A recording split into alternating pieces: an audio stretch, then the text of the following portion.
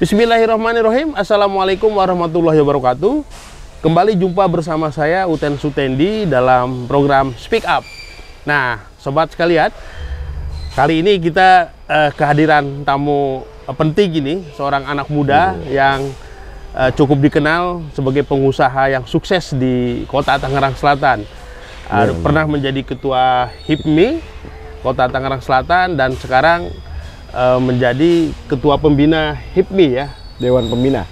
Ketua Dewan Pembina HIPMI Kota Tangerang Selatan. Selamat datang Kang Asep. Siap Kang Uten. Kang Asep apa nih namanya? Kang Asep Solahuddin kan? Kang Asep Solahuddin. Wah, namanya sangat soleha sekali nih, soleh sekali gitu maksudnya. Amin. Apa kabar nih? Baik Kang, alhamdulillah. Apa kesibukan hari ini? Selama ini? Kesibukan seperti biasa Kang, masih tetap berusaha silaturahmi. Amin. Karena memang silaturahmi kan janji Allah.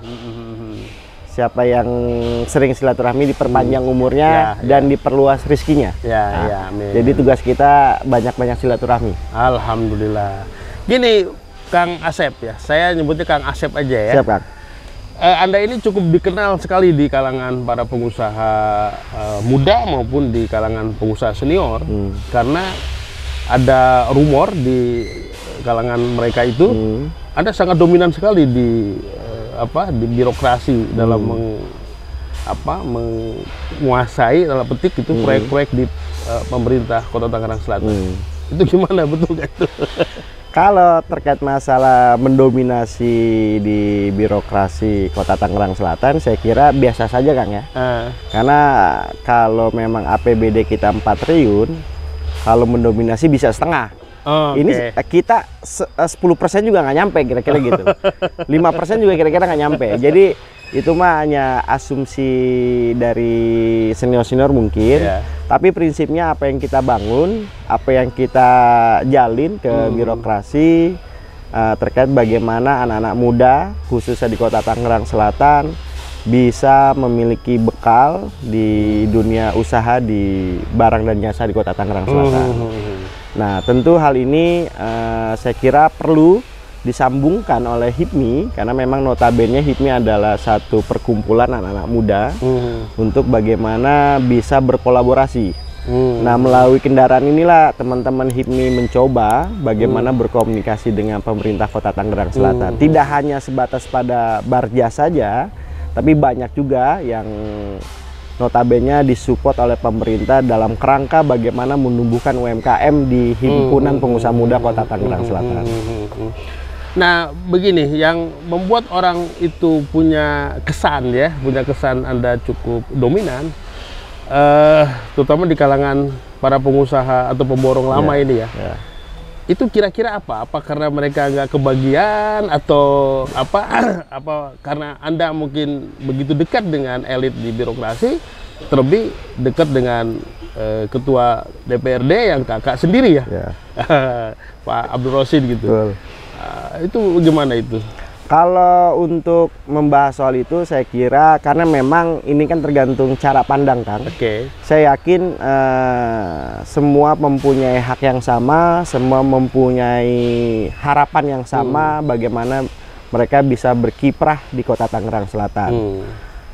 Tentu kita anak-anak muda mempunyai kesepakatan, kita bisa saling membahu, saling membesarkan dan saling menjaga bagaimana pengusaha-pengusaha yang ada di Kota Tangerang Selatan ini bisa dipercaya oleh pemerintah. Nah, tentu ini sebagai salah satu ketua HIPMI kemarin, saya diamanatkan oleh teman-teman untuk menjadi semacam penyambung ke pemerintah Kota Tangerang Selatan. Terkait kedekatan dengan Haji Abdul Rosid, saya kira ini udah hampir 1000 bahkan lebih ya. Saya pribadi menyampaikan komentar bagaimana kedekatan dengan ini, saya enggak, karena memang kita punya prinsip Kang.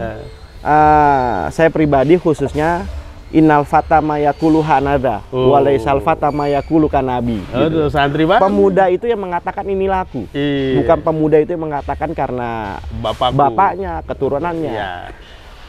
Bagaimanapun secara gen saya tidak bisa dipisahkan oleh Haji Abdul Rosid sebagai Ketua DPRD Kota Tangerang Selatan.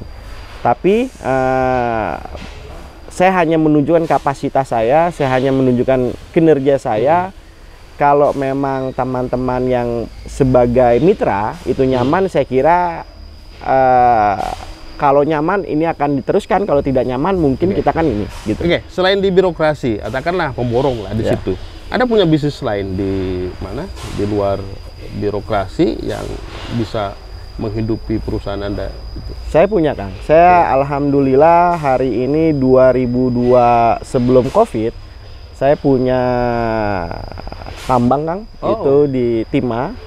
Alhamdulillah beberapa ponton kita punya, 15 ponton untuk bagaimana ya cukup lah untuk menanggung operasional kantor. Kedua, saya juga punya. Tambang apa itu? Timah. Di Bangka. Kita main di laut. Ya alhamdulillah udah dapat izin sebagai salah satu mitra dari PT Timah. Nah, ini sudah berjalan. Memang ya namanya usaha tidak seperti iman, Kang. Kadang Yazid, kadang Yangkus, kira-kira gitu loh.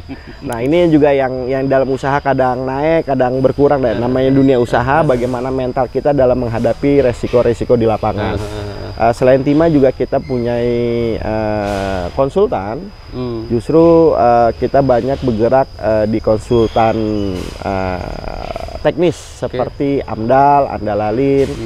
Yang memang notabene itu adalah salah satu basic kita memang dari awal.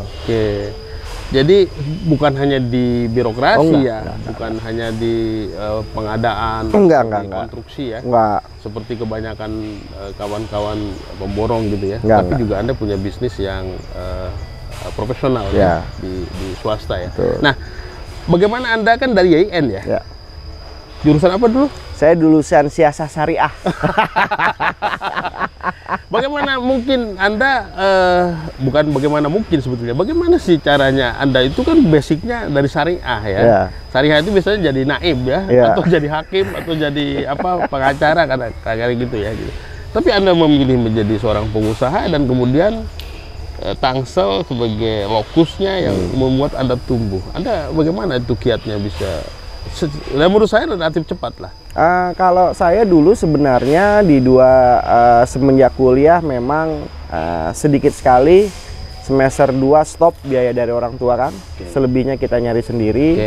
Per bulan paling dikasih 50.000 dari orang tua saya, ibu. Nah paling dulu orang tua saya kan almarhum. Itu tahun berapa 50.000? 2007, 2008. Itu orang tua saya itu jualan nasi uduk. Jadi kita memang berangkat dari bukan istilah yang tadi kita diskusikan, bukan lahir di dalam ruangan ber-AC, tapi kita lahir di atas balai gitu loh. Jadi berangkat dari kesadaran itulah kita harus memperbaiki generasi. Maka langkah-langkah yang selama ini saya jalankan silaturahmi itu memang orientasinya pada usaha. Semenjak kuliah juga memang saya orientasinya bagaimana saya bersilaturahmi dengan senior-senior itu yang memang notabene mereka berkecimpung di dunia usaha. Sehingga dari situ saya banyak belajar. Dari mana Anda mulai belajar bisnis strategi usaha itu? Learning by doing aja, Kang. Karena memang sejatinya yang tadi saya bilang usaha itu dinamika di lapangan cukup tinggi, kadang ada yang naik, ada yang turun tergantung manajemennya. Nah kita selalu banyak belajar. Senior ini dulu kejatuhan bisnisnya di mana salahnya. Nah senior ini bisa naik usahanya, dia pakai strategi apa. Nah banyak belajar itu yang kemudian memang saya pakai di perusahaan saya. Kalau boleh tahu berapa karyawan Anda sekarang? Alhamdulillah hari ini baru 13 kan, 13 karyawan yang memang aktif di kantor ya. Omset? Ya omset lumayan lah, untuk beli bubur, beli nasi goreng kan.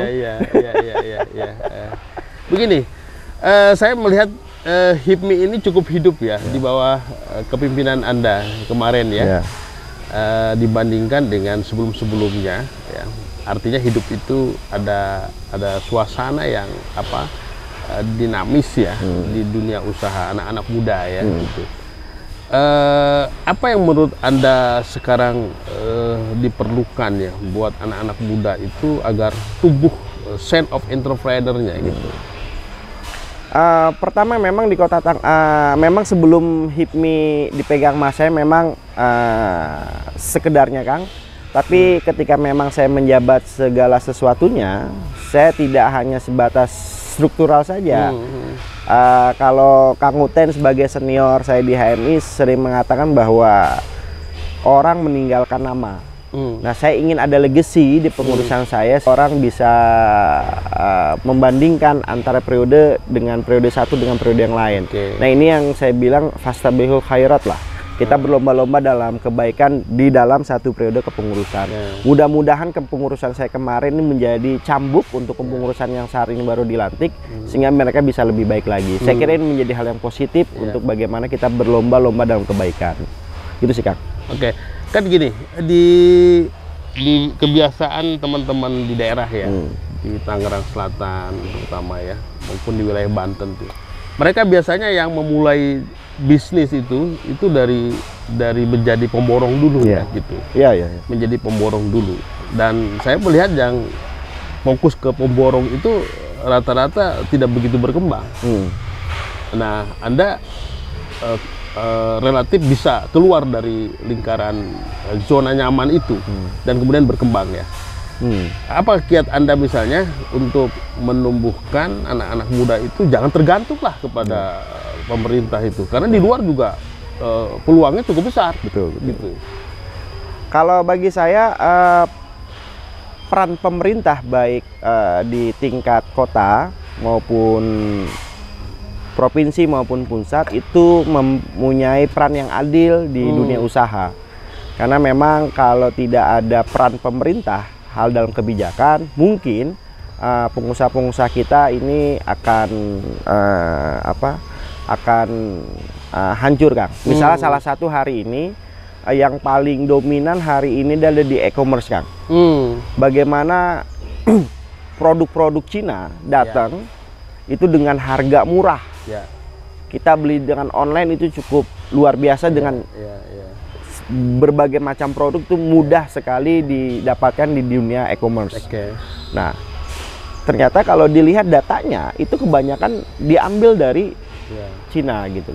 Nah, bagaimana pengusaha-pengusaha lokal yang ada di Indonesia UMKM-nya ini bisa berkembang. Nah, maka hari ini Kementerian UMKM Pak Teten Manduski membatasi bahwa harga barang yang di bawah 1.500.000 itu tidak boleh masuk di e-commerce. Nah, inilah salah satu fungsi pemerintah. Maka antara pengusaha dan pemerintah itu tidak bisa saling berbenturan. Ini harus berkolaborasi tulus untuk menjaga. Menurut Anda pemerintah di Tangerang Selatan, katakanlah di wilayah Banten, sudah memiliki sense of belonging ke arah sana atau mensupport ke arah sana? Saya kira sudah, khususnya Kota Tangerang Selatan. Tinggal bagaimana pengusaha-pengusaha yang ada Kota Tangerang Selatan menanggapi itu. Kalau dikasih kepercayaan, ya monggo itu dikapitalisasi dengan maksimal. Nah, jangan-jangan dikasih kerjaan itu tidak dikapitalisasi dengan maksimal. Nah, ini yang kemudian trusting itu menjadi berkurang dari pemerintah. Maka hadirnya HIPMI kita bagaimana membangkitkan anak-anak muda di Kota Tangerang Selatan yang tadi notabene itu bergerak dibilang barjas, itu bisa dipercaya kembali. Nah, maka saya punya konsep kan ke depan, bagaimana istilah kita memang kita perlu ada kaderisasi pengusaha. Saya kira saya lagi membuat konsep bagaimana, karena HIPMI dan Karang Taruna ini selalu berkolaborasi Kang, kita bersinergi. Teman-teman nanti di kelurahan itu harus mengikuti Taruna.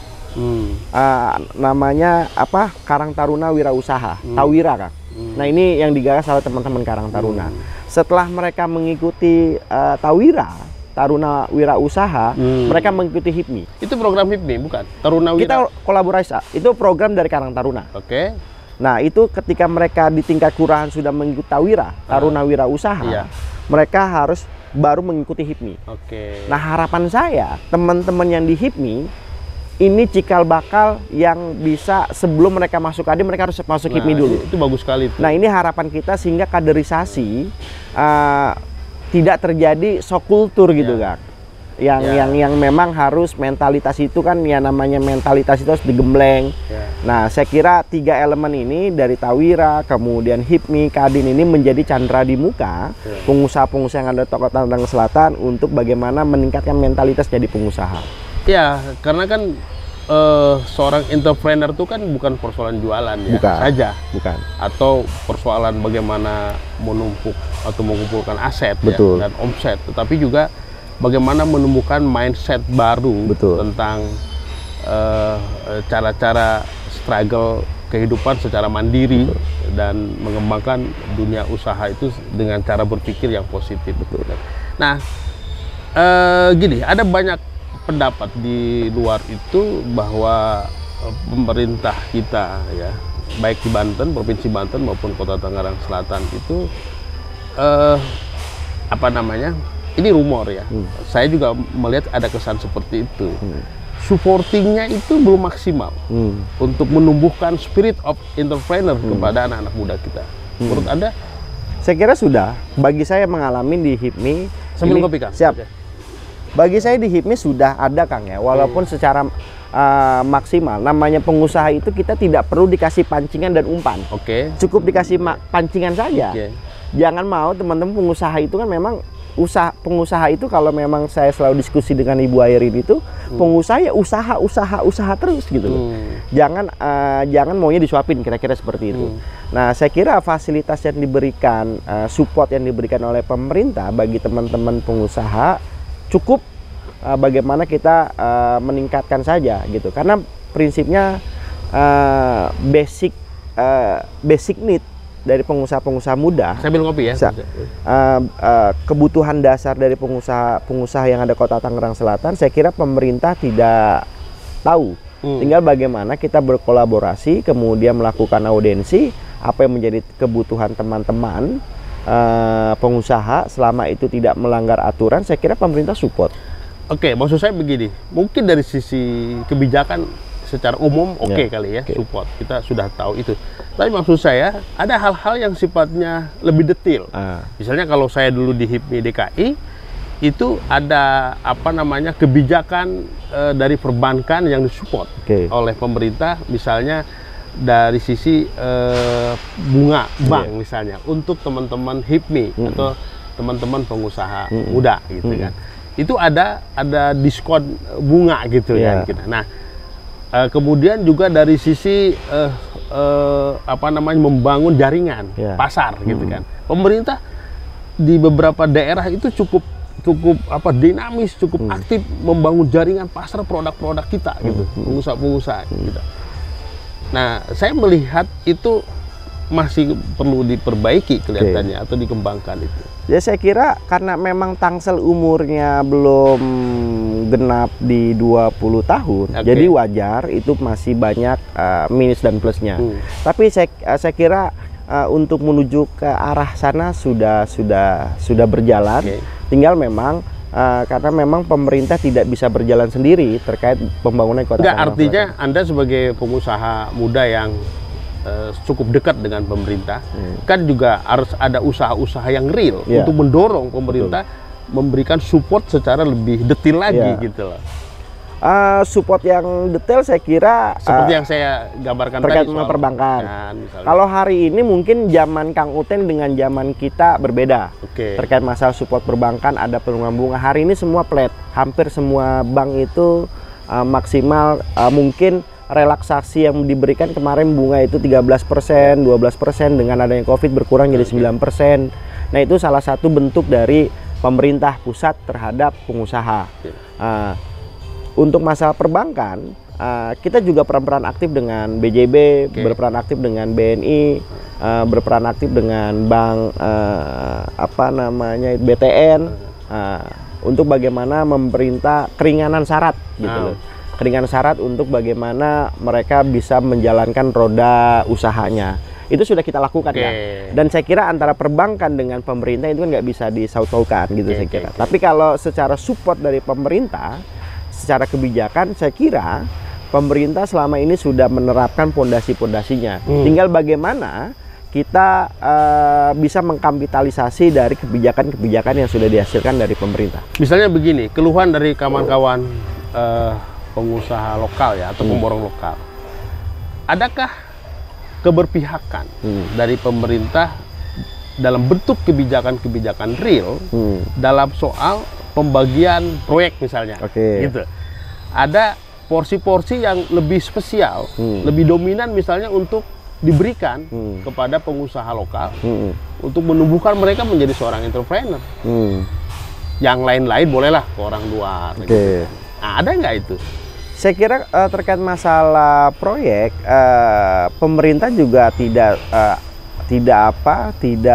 begitu saja memberikan terhadap pengusaha lokal, selama tidak memenuhi syarat. Karena hari ini ketika kita berbicara APBD itu sangat ngeri, Kang. Kalau tidak memenuhi syarat dan ketentuan yang berlaku, artinya syarat itu persyaratan misalkan di dalam tender, persyaratan yang ditetapkan oleh Pokja itu tidak memenuhi syarat, walaupun kita pengusaha ini tidak memenuhi syarat, ya pasti dibatalkan. Artinya kan di situ harus ada usaha yang real juga dari HIPMI maupun Kadin dan teman-teman pengusaha seperti kalau kita untuk meningkatkan quality portfolio seorang pengusaha gitu kan lokal itu. Kalau untuk pembagian proyek, saya kira pemerintah nggak langsung memberikan ke personal, kan. Itu silakan pemerintah dibuka saja, yang punya kesempatan silakan. Dan Anda dapat terus proyeknya setiap tahun ya. Karena memang kita selalu bagaimana meningkatkan hard skill. Kita selalu mau belajar bagaimana membuat penawaran yang baik, bagaimana menyusun legalitas untuk melakukan penawaran yang baik. Nah, kita kan selalu bekerja sama dengan misalkan dengan ULP, kita selalu berapa kali kita diundang, ada seminar yang itu kita selalu ikut gitu. Nah, itu salah satu bentuk perhatian pemerintah agar pengusaha-pengusaha lokal ini mau mengupgrade diri, gitu loh. Salah satu contoh misalnya begini, saya belum melihat di Tangsel dan dengan kolaborasi antara Kadin, HIPMI, pemerintah dalam hal membangun brand. Nah, kalau di kota-kota lain kita kan bisa melihat ada brand produk, ada produk tertentu yang menjadi brand daerah kita, lokal kita. Sebetulnya kan potensi di Tangsel kan banyak. Ada batik, ada makanan-makanan kecil, ada apa. Nah, kalau kita ke daerah lain kan oleh-oleh selalu ada produk-produk lokal yang dipromosikan oleh pemerintah. Itu kalau Kang Uten secara keseluruhan turun, itu di Bakti Jaya misalkan, itu ada keripik singkong yang sudah diekspor ke luar negeri. Nah, itu sudah ada. Artinya memang secara kapasitas belum terpotret secara menyeluruh oleh teman-teman yang memang notabene mereka tidak main di barjas, tapi mereka melakukan ekspor ke luar negeri dengan produk home industrinya, kan. Itu ada di Tangsel, di Bakti Jaya contohnya. Terus ada teman-teman kita di HIPMI, mereka mempunyai produk kaos. Itu kolaborasi dengan Louis Vuitton, kemudian Gucci, kemudian Hermes. Itu sebagai salah satu mereka yang menjahitnya, bahannya dari mereka tinggal jahitnya. Artinya banyak yang memang bergerak di bidang itu. Salah satunya senior saya. Tapi belum di-branded itu produk daerah kita ya? Oh, belum. Nah, kalau itu dia. Belum. Kalau itu belum. Kalau memang itu belum. Karena memang Tangsel adalah kota jasa, kan. Secara tata ruangnya, Tangsel adalah kota jasa. Nah, memang kita agak bingung yang untuk mengangkat. Sebenarnya banyak. Untuk yang diangkatnya itu apa? Karena memang Tangsel sebagai kota jasa, sehingga untuk beda dengan misalkan ada pisang Pontianak, ada itu yang kurang. Itulah pertanyaan berikutnya, misalnya teman-teman di HIPMI dan di Kadin itu kan harusnya bisa merumuskan apa sih produk unggulan gitu loh di daerah kita ini yang perlu dieksplor supaya tumbuh gitu, dan itu menjadi branded produk daerah kita. Anda punya mapping apa di situ yang bisa produk-produk unggulannya? Kalau secara produk unggulan, saya belum pernah memapping, karena memang saya secara kalkulasi menghitung apa yang menjadi profit untuk kantor pertama, kemudian juga berdampak terhadap teman-teman yang dibawa selama ini HIPMI. Kita hanya melihat, Kang, pendapatan per kapita ini Tangsel ini cukup tinggi di bawah kepemimpinan Bapak Binyamin, itu 15 juta, itu setara hampir 14 triliun selama setahun. Itu rata-rata pendapatan orang di Kota Tangerang Selatan. Kemudian laju perekonomian Kota Tangsel juga cukup tinggi. Kemudian indeks pembangunan manusia itu bahkan dari target provinsi maupun nasional kalah dengan Tangsel. Oke, sebentar. Itu kan tugas pemerintah lah ya. Nah, tapi maksud saya sebagai seorang pengusaha kan kalau kita lihat teman-teman pengusaha yang sukses itu, dia bukan sekedar berpikir tentang bagaimana dia membuat produk untuk perusahaannya dan dirinya, tapi juga apalagi sebagai ketua HIPMI atau Dewan Pembina, tapi juga ikut berpikir gitu loh, ikut memikirkan bagaimana sebuah kebijakan-kebijakan pemerintah bisa menumbuhkan sense of entrepreneur jauh lebih meloncat lagi di Tangsel itu. Yang saya bilang tadi, misalnya termasuk mapping produk-produk unggulan yang kemudian kita usulkan ini supaya ditumbuhkan gitu. Ya, kalau terkait masalah mapping produk unggulan itu salah satu contoh saja. Ya, itu banyak teman-teman yang sudah berjalan sendiri sebenarnya Kang, tanpa disupport sama pemerintah, mereka bisa berjalan sendiri. Karena memang di HIPMI misalkan ada Puyo, itu teman-teman kita juga yang punya di BSD Golf.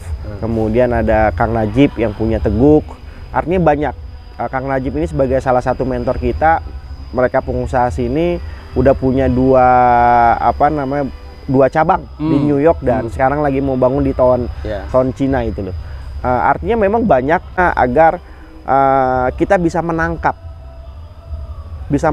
perputaran uang ini alurnya kemana.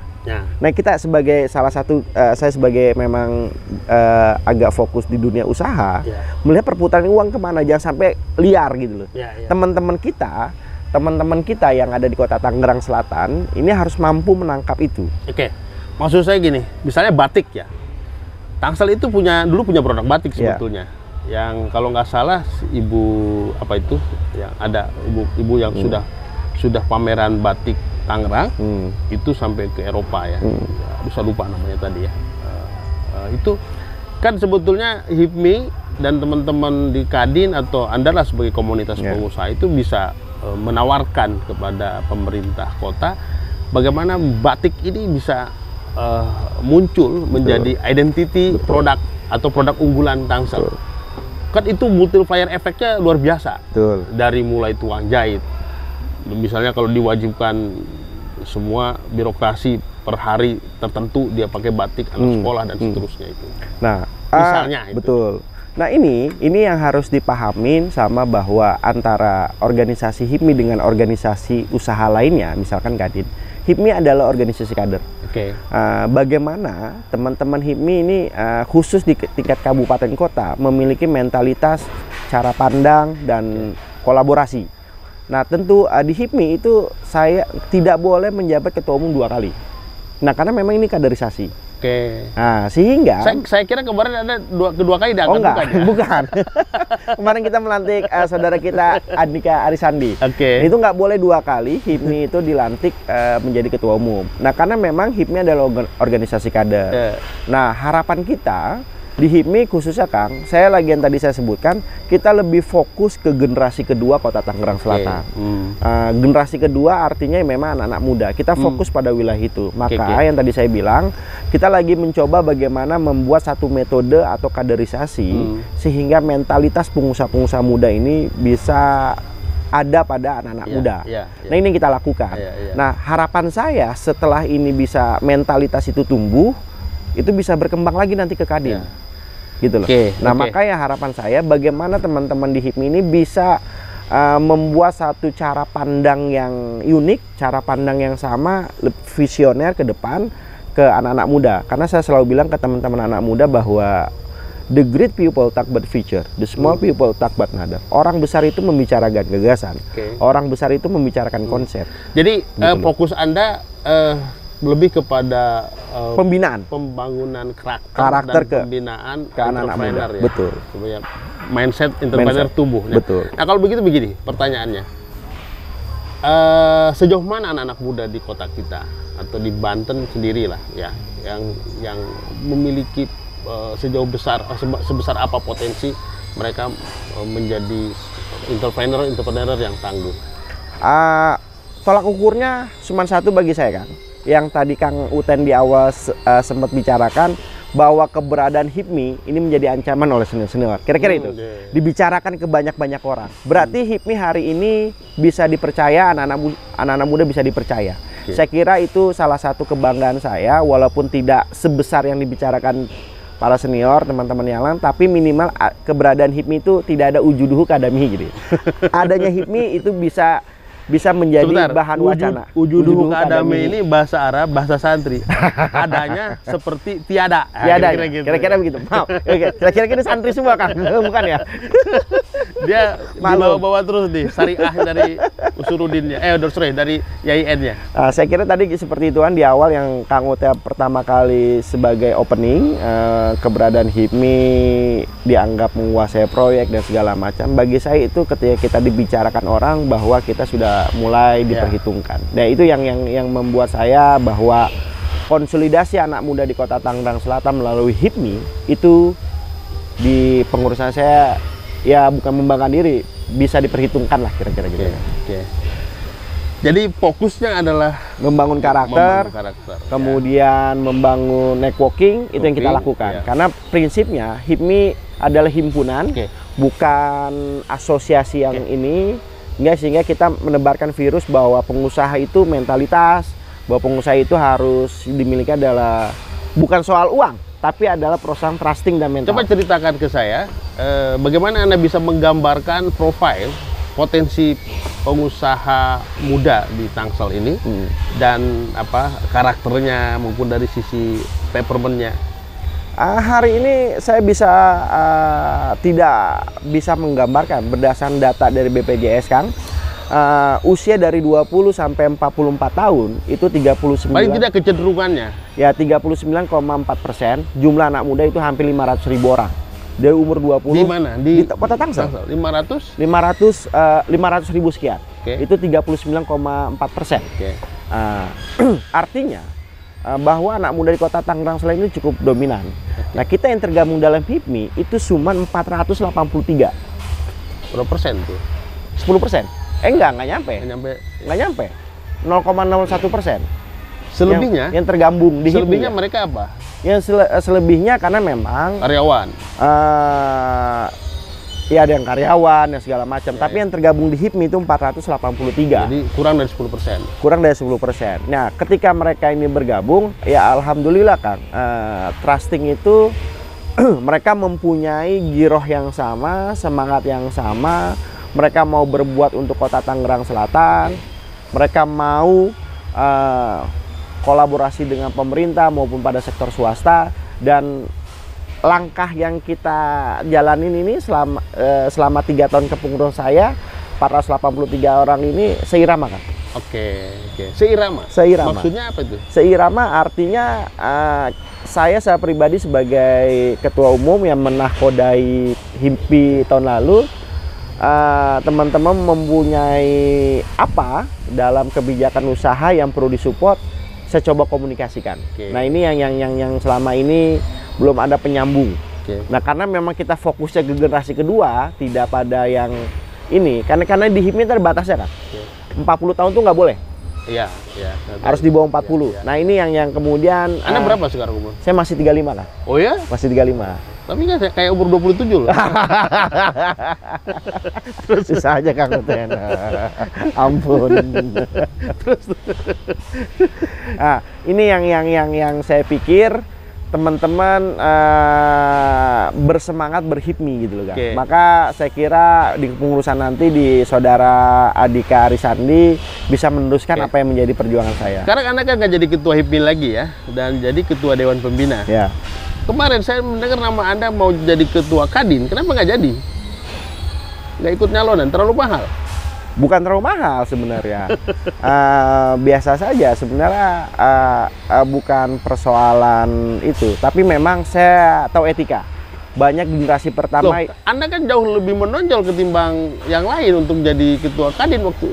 Karena ketua Kadin itu saya kira banyak yang generasi pertama itu masih banyak yang menginginkan. Oh gitu. Saya tahu etika, saya masih muda, kesempatan saya masih banyak. Silakan para senior yang silakan gitu kira-kira. Nuhun, kita anak-anak muda biarkan di HIPMI aja kalau berproses. anak muda lebih potensi, lebih punya skill, kenapa enggak? Ini lagi-lagi kalau punya skill, punya potensi, nggak tahu etika, jadi sombong kan? Nah kita nggak mau pada wilayah itu. Kita tahu etika, bahwa generasi pertama itu masih ada yang menginginkan, dan saya kira banyak senior-senior persoalan terlepas dari minus dan plusnya tanggapan orang. Saya kira biarkan saja, kita hanya mensupport. Terus mau jadi apa dong selanjutnya setelah tidak di HIPMI? Saya mencoba ya terus melakukan kolaborasi dengan anak-anak muda kan. Nggak nyalek kayak yang lain-lain? Kayak saya lebih fokus ke dunia usaha aja kan. Lebih fokus ke dunia usaha. Karena saya yakin dunia usaha dan kebijakan itu seperti mata uang, tidak berpisah. Kita support saja. Gitu. Keluarga mendukung ya? Ya alhamdulillah keluarga mendukung Kang. Keluarga yang menjadi satu-satunya pengusaha saya. Luar biasa. Yang lain? Yang lain ada yang di birokrat, ada yang di politik gitu kan. Baik Kang Asep. Siap Kang Uten. Obrolan menarik ini. Begitulah teman-teman pemirsa di Tangerang Selatan, di Banten, dan di mana saja berada. Obrolan singkat, rileks, dan cukup menarik dengan Kang Asep Solahuddin. Kang Asep Solahuddin, mantan Ketua HIPMI Kota Tangerang Selatan dan sekarang menjadi Ketua Dewan Pembina HIPMI, dan termasuk seorang pengusaha muda di Tangsel yang cukup sukses. Banyak hal yang beliau bicarakan. Tetaplah terus tumbuh dengan karakter, dengan visi dan spirit of entrepreneur yang ditumbuhkan hingga kelak Anda menjadi seorang pengusaha yang tangguh. Amin. Terima kasih. Saya Uten Sutendi mengundurkan diri dalam Speak Up. Assalamualaikum warahmatullahi wabarakatuh. Waalaikumsalam warahmatullahi wabarakatuh.